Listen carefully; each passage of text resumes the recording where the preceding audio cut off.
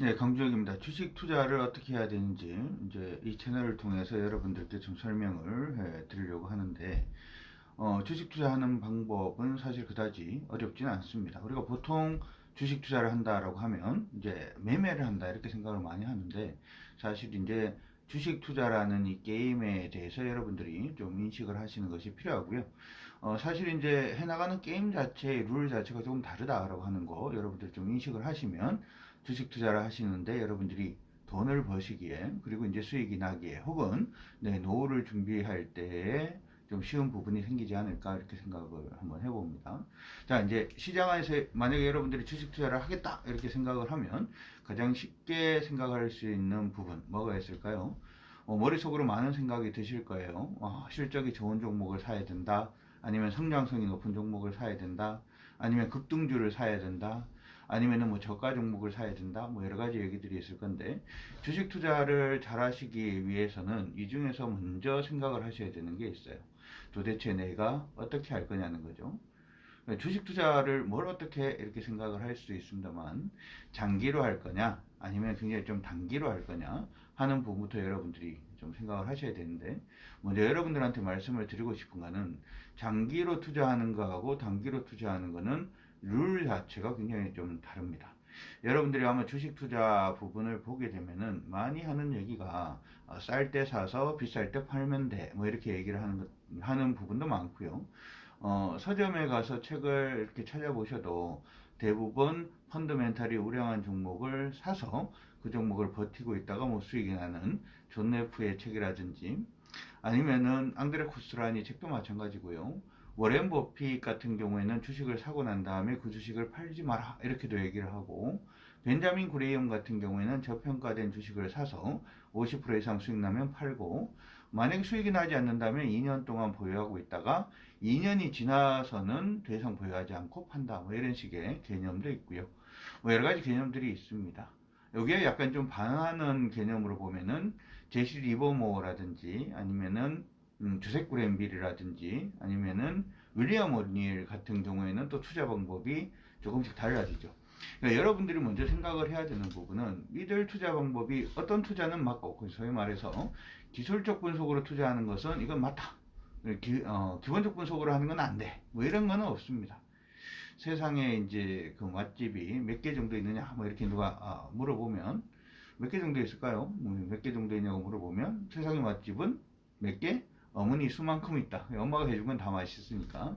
수익 나는 투자 기법은 몇 개 정도 된다? 수익 나는 투자 수만큼 있다. 뭐 이렇게 얘기들을 많이 합니다. 이거를 여러분들이 먼저 좀 생각을 하셔야 된다는 거죠. 그래서 간단하게 오늘은 그냥 테스트로 제가 지금 녹화를 하고 있는 거니까 좀 언급을 해드리면, 중장기 투자를 하는 방법은 사실 펀더멘털을 보는 것이 굉장히 중요합니다. 차트를 보는 것 자체가 그다지 의미가 있지는 않아요. 그런데 단기 투자를 할 때는 펀더멘털이 또 그다지 중요하지는 않을 수도 있어요. 이때는 수급이 굉장히 중요합니다. 왜냐하면 수급이 차트를 만들고, 차트의 모임 자체가 상승 추세라든지 수익을 극대화할 수 있는 부분을 만들어낼 수 있기 때문이죠. 그래서 여러분들이 먼저 투자를 할 것인지, 아니면은 소위 심리를 기반으로 한 투기를 할 것인지에 대해서 여러분들이 먼저 생각을 좀 해볼 필요성이 있어요. 예를 들어서 이걸 한번 생각을 해볼까요? 주식 투자를 하는 사람들한테 제가 이제 TV 방송 나가서 요즘 얘기하는 종목이 있습니다. 한국전력을 사세요, 뭐 이렇게 얘기를 하면 여러분들 어떤 생각이 들죠? 한국전력 이렇게 생각을 하면, 야, 이게 뭐 한국전력을 사서 내가 수익이 나겠냐, 뭐 이런 생각이 들죠. 뭐 주식 투자를 할 바에는 뭐 한국전력을 할 이유가 있나, 뭐 이런 생각도 들고, 제가 또 어떤 분들한테는 포스코를 사세요, 뭐 이렇게 얘기를 합니다. 그러면 포스코를 사는 게 별로 뭐 의미가 있냐 이렇게 생각을 하실 수 있는데, 이걸 한 1년 반에서 2년 정도의 텀으로 보면 포스코라든지, 아니면은 아까 말씀드렸던 한국전력 같은 경우가 굉장히 좀 유명주가 될 수가 있어요. 이유를 설명하기엔 조금 그럴 수는 있겠죠, 그렇죠?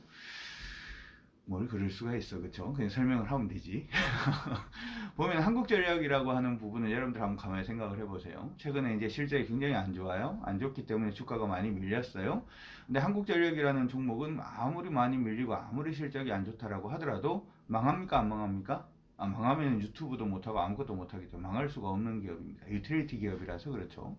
그래서 이 기업들 같은 경우에는 실적이 굉장히 안 좋아지게 되면 전기요금 인상이라든지 얘기들이 나오게 되고, 그로 인해서 주가가 한 번씩 또 바운딩을 보통 합니다. 1년에서 1년 반 정도 주가 이제 상승 추세로 가다가 보통 이제 고점 근처에 또 위치를 하게 되면 무슨 일이 발생을 하냐 하면, 전기요금이 이렇게 비싼데 한전 사람들이 성과금 자치를 한다더라, 이 정치인이 전기요금을 낮춰보겠습니다, 뭐 또 이런 얘기들이 나오기 때문에 주가 자체는 계속해서 박스로 갇힌다는 거죠. 이런 종목들 같은 경우에는 어차피 실적이 안 좋아져서 주가가 역사적으로 봤을 때 박스권 하단에 있을 때는 매수를 해서 상당 부분에서 매도할 수 있는 그러한 기회들을 한 2, 3년 만에 한 번씩 줍니다. 지금 같은 경우는 일단 그러한 부분이 되고, 그럼 모멘텀은 뭐가 있나요? 이렇게 생각을 해보면, 한번 생각을 해보세요.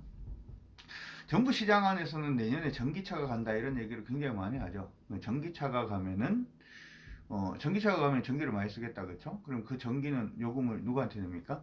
한전한테 내겠죠, 그렇죠? 그러니까 한국전력이라는 회사가 원래는 이제 가정용이라든지 아니면 기업한테 전기를 팔아서 뭔가 수익을 챙기는 그러한 구도로 갔다면은, 내년부터 시작해서는 이제 자동차에서도 이제 전기요금을 받겠구나 이렇게 생각을 해보면 뭐 회사가 실적이 좀 괜찮아질 수 있겠네라는 부분도 생각할 수가 있고요. 새로운 수익원이 생긴다는 것은 사실은 좀 의미가 있어요. 그리고 두 번째로 생각을 해보면, 요즘 아마 여러분들이 지금 뭐 지방에 사시는 분들 같은 경우에 보면 요즘 약간 좀 수그러진 것 같아요. ESS가 화제가 좀 나서 좀 수그러진 것 같은데, 태양광 발전소를 뭐 집에다 지으세요 뭐 그러면서 이 노후를 위해서 좋다.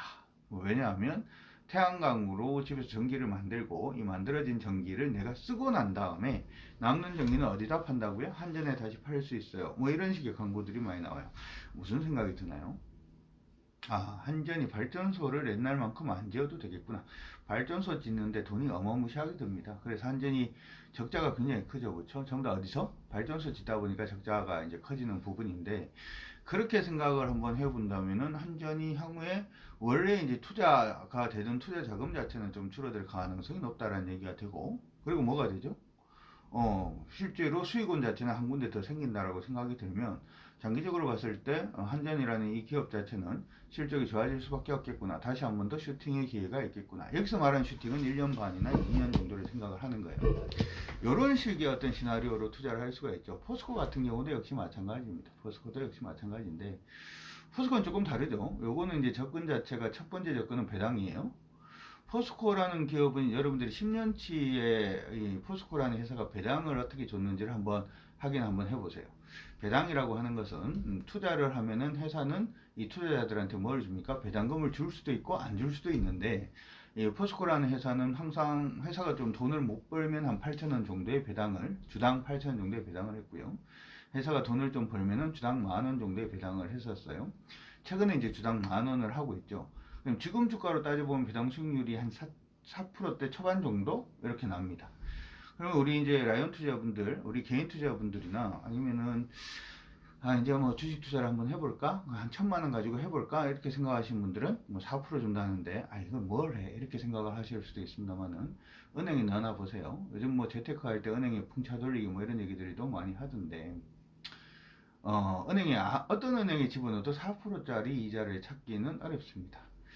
보통은 이제 주식 투자해서 돈 많이 벌면 뭐 할 거예요? 라고 하면 건물 살 거예요. 이렇게 얘기를 하는데, 건물 사서 4% 이상 수익을 올리기도 사실은 쉽지는 않아요. 그런 수익률을 일단 준다라고 하는 건데, 우리 개인 투자자들 같은 경우에는 그거에 대해서 크게 이건 뭐 크게 좋지는 않아 이렇게 생각을 할 수는 있습니다만, 이걸 갖다가 몇백억 투자하는 사람들의 심리에서는 어떨까요? 한번 생각을 해보면, 이게 4% 5%면은 괜찮죠.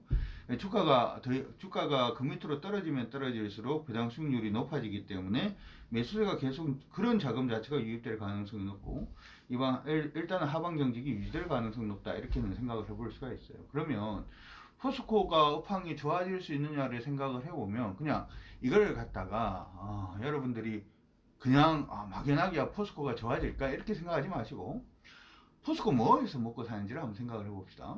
소위 말해서 이제 포스코라고 하면 철강 기업이니까, 철강이 어디 들어가요? 건물 지을 때 철강이 들어가죠.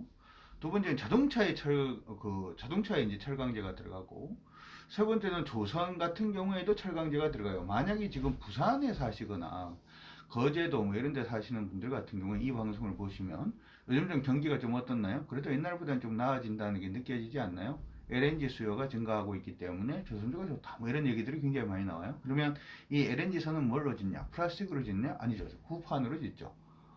기본적으로 철강제 수요 자체가 증가할 가능성이 높겠네? 뭐 이렇게 되는 거고. 두 번째는 내년부터 시작해서 전기차 많이 판다면서요. 그렇죠? 전기차를 판다는 것은 신차를 많이 팔겠다라는 얘기가 되는데 신차를 많이 판다? 신차를 많이 팔면 그 신차는 플라스틱으로 만드나? 아니죠. 이것도 철강제로 만들죠. 지금 보면 설비 투자, 아파트 투자는 조금 뭐 좀 그렇습니다만은 기본적으로 우리가 보게 되면은 설비 투자라든지 하는 부분도 많이 늘어난다 이렇게 얘기를 하는데 설비 투자하면은 그 공장의 건물은 뭘로 짓나요? 그렇죠. 그것도 플라스틱으로 짓지는 않습니다. 여기에 조금 더 나아가서 생각을 해보면 요거는 이제 조금 공부를 하신 분들은 이해를 하실 수가 있는데요.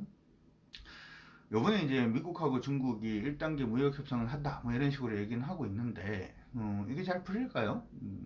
잘 풀렸으면 좋겠어요. 그렇죠?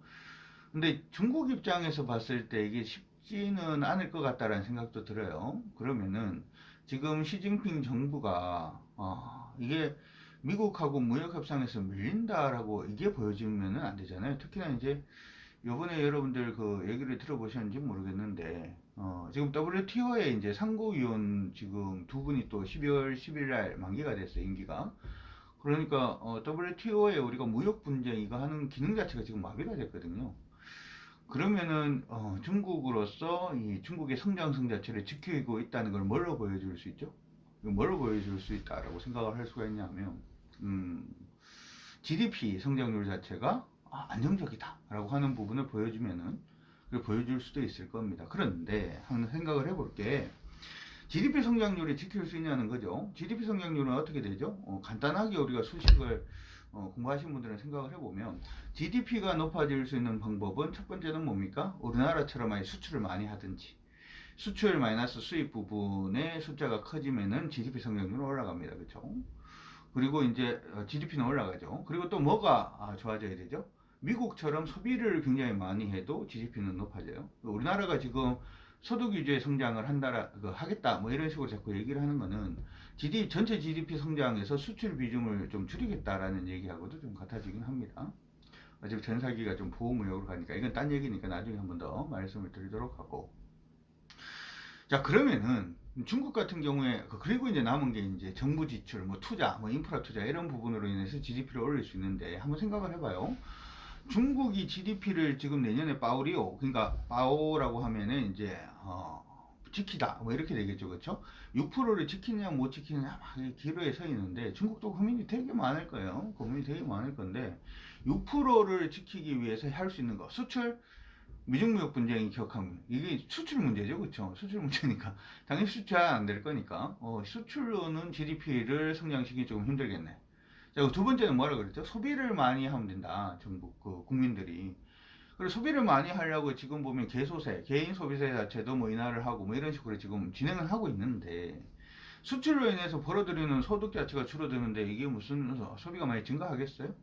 물론 예전에 이제 중국이 우리 리만 사태 터졌을 때 리만 터지고 그 다음 해에 곧장 경제 성장률을 10%를 찍어요. 이게 소위 말해서 가전 하향 정책, 그러니까 하향, 농촌에다가 가전 제품을 많이 팔아서 소비를 진작시켜서 GDP를 올린다. 이게 한번 성공을 한 적이 있는데 이번에도 그게 될까? 뭐 노력은 하고 있습니다만은 그러면 세 번째로 할 수 있는 방법이 뭡니까? 투자입니다. 그렇죠?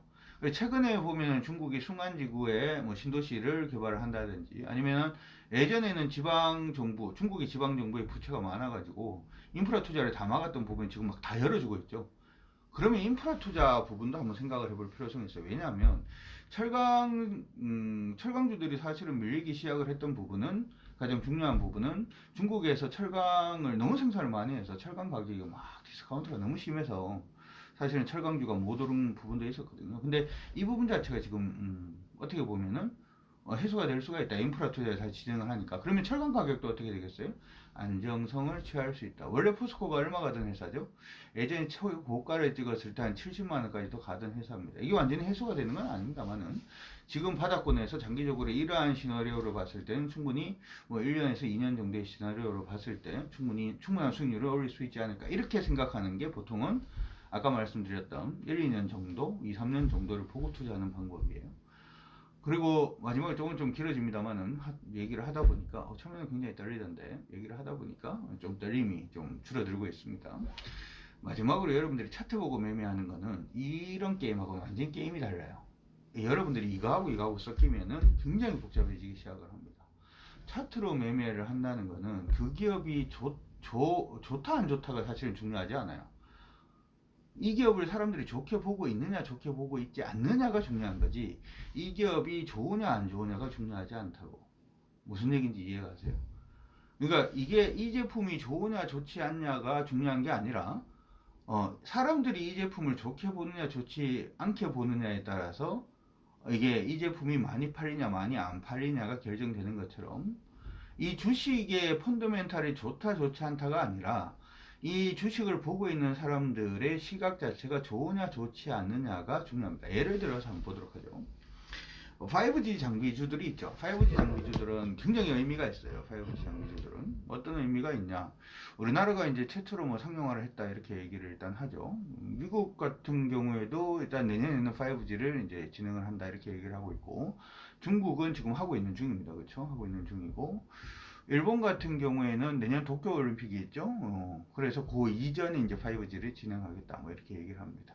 5G 장비가 한두 푼 하는 것도 아닌데 그렇죠. 일단은 뭐 테스트를 한번 해보고 테스트 결과가 좋은 회사 걸 쓰려고 노력을 하겠죠. 왜냐하면 했다가 에러 자꾸 발생하고 이러면은 별로 안 좋을 거니까.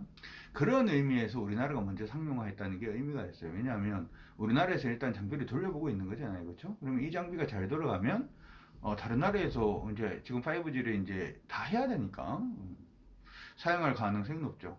그러면 주가가 좋아야 되나요? 나빠야 되나요? 좋아야 되겠죠. 근데 주가가 빠진단 말이죠. 주가가 빠지면 어떻게 할 거냐? 보통 개인 투자자들 같은 경우는 어떻게 하냐 하면 주가가 빠지면 이렇게 좋은 게 있는데도 불구하고 사람들이 잘 모르네? 내가 좀 버텨봐야지. 이게 이제 큰일 나는 겁니다. 왜 큰일 나는 거냐 하면 다른 사람들은 그걸 몰라요. 내년에 5G가 좋아진다는 걸 모릅니까? 네, 딴 사람도 다 알아요. 외국인은 몰라요. 외국인도 알아요. 기관은 몰라요. 기관도 알아요. 그럼에도 불구하고 걔들이 파는 거죠. 근데 내가 받아요? 그걸 왜 받아요? 아까 얘기를 했는 것처럼 시각이 바뀌는 거에 따라서 여러분들이 매매를 하는 게 차트 보고 매매를 하는 거예요. 이건 펀더멘탈 보고만 매매를 해가지고는 훅 가는 경우가 한 번씩 생깁니다. 훅 가는 경우가 한 번씩 생겨요. 예를 들어서 이것도 한번 생각을 해볼까요? 펀더멘탈을 가지고 투자를 한다면은 요즘 삼성전자, SK하이닉스가 핫하게 올라가고 있는데 이걸 끝까지 가져갈 수 있을까요? 왜 이 말씀을 드리냐면 삼성전자나 SK하이닉스 같은 경우에는 올해 반도체가 굉장히 좋지가 못했죠. 올해 반도체가 좋지 못해서 대부분의 영업이익이 작년 대비해서 두 회사 모두 거의 반토막입니다. 자, 일반적으로 작년에 비해서 실적이 반토막이 나면 주가는 어디까지 떨어져야 되죠? 반토막 가야 되는 게 어떻게 보면 펀더멘탈 상으로 봤을 때는 정상인데 반토막 가나요? 반토막 안 갔어요. 그러고 난 다음에 지금 다시 오르고 있습니다. 물론 이제 지금 장비가 마이크론의 하웨이 쪽으로 다시금 뭐 수출을 시작했다 뭐 이런 얘기들도 일단 있고, 디램 익스체인지 들어가면 디램 현물 가격을 여러분들이 이제 보실 수가 있는데, 이런 것들을 지금 제가 얘기하는 것들은 여러분들이 상식적으로 조금 아셔야 됩니다. 제가 이 채널에서 그런 필요한 부분들은 계속 좀 언급을 해 드릴 테니까 일단 그 얘기도 좀 이따가 나중에 하도록 하고, 그런 부분에 일단 반등을 하고 있죠. 그래서 이제 주가가 슈팅을 합니다. 내년에 반도체 경기가 좋아질 수 있으니까 그 얘기는 사실은 올해 상반기에도 나왔어요. 올해 상반기에도 올해는 좀 힘들어도 내년부터는 반도체 경기가 살아난다. 그때는 왜 안 갔지? 왜 지금 갑자기 내년이 이제 다가왔으니까 내년이 이제 다가왔으니까 이제 산다? 그런 개념이 아니라 아까 얘기했던 그거예요. 이 회사는 그냥 회사는 가만히 있는데 그 회사를 보고 있는 사람들이 투자할 가능성이 높은 사람들이 이걸 좋게 보느냐 좋지 않게 보느냐에 따라서 회사의 주가가 5G도 내년에 굉장히 좋아질 것 같고, 삼성전자나 SK하이닉스도 굉장히 좋아질 것 같고, 그러면 삼성전자나 SK하이닉스 많이 안 올랐다라고 생각을 해보면 실적이 반토막인데 벌써 작년에 고점 근처까지 올랐으면 이건 많이 오른 거죠. 그럼에도 불구하고 반도체 쪽은 이쁘게 보니까 그쪽으로 매수가 몰리니까 얘들은 올라가는 거고 5G는 너무 많이 올랐다 이렇게 생각하는 사람들이 많으니까 밀리는 거고 무슨 얘기인지 아시겠죠? 이거는 심리로 여러분들이 투자를 하시는 거예요. 포커를 칠 때 패가 잘 들어왔다고 무조건 적파시 터진 돈을 버는 건 아니죠. 뭐를 잘해야 되죠? 블러핑을 잘해야 되죠. 여러분들이 투자를 하실 때 이 두 가지를 좀 나누어서 보시는 게 좋을 것 같습니다. 제가 주식 투자 오늘부터 1일이라는 책을 쓸 때 제일 앞에 좀 재미없는 내용을 하나 적어놨어요. 주식 투자가 어떻게 시작됐느냐. 소위 유럽에서 얘기하는 대발견 시대, 대항해 시대 때 뭐 네덜란드에서 뭐 어떻게 해서 주식 투자가 이제 시작되게 되었다. 이 얘기를 왜 적어놨냐 하면 이 게임 자체의 본질을 여러분들이 역사적으로 알지 못하면 사실은 이 게임을 제대로 하기가 힘들기 때문이죠. 어쨌든 오늘은 제가 좀 얘기가 길어졌습니다만은 주식 투자하는 방식 자체가 크게 한 세 가지 정도, 크게는 두 가지가 되겠죠. 아예 기업을 보고 투자하는 투자의 방법이 있고 심리를 보고 투자를 하는 투기의 방법이 있는데 이 두 가지를 제가 조금 설명을 해드렸습니다. 도움이 되셨으면 좋겠고 여러분들이 지금부터 주식 투자를 만약에 하려 그러면 이 두 가지 방법들 중에서 어느 방법으로 투자를 할 것인지 먼저 한번 고민을 해보시고 제가 이 채널을 통해서는 이런 얘기들도 해드리고, 한 번씩 시장에 대한 얘기들, 아니면 종목에 대한 얘기들, 아니면, 제가 강아지를 키우는데, 강아지에 대한 얘기들, 뭐, 제 소소한 것들 다 말씀 좀 드리려고 하니까, 오늘부터 시작입니다. 그쵸? 구독과 좋아요. 그쵸? 좋아요는 이렇게 하나요? 구독과 좋아요. 꼭 눌러서, 많은 분들이 주식 투자하시고, 혹은 재테크를 하시든지, 혹은 100세까지 내 연금을 만드는데 도움이 되시는 그러한 채널이 됐으면 좋겠습니다. 오늘은 여기까지 진행하도록 하겠습니다. 후!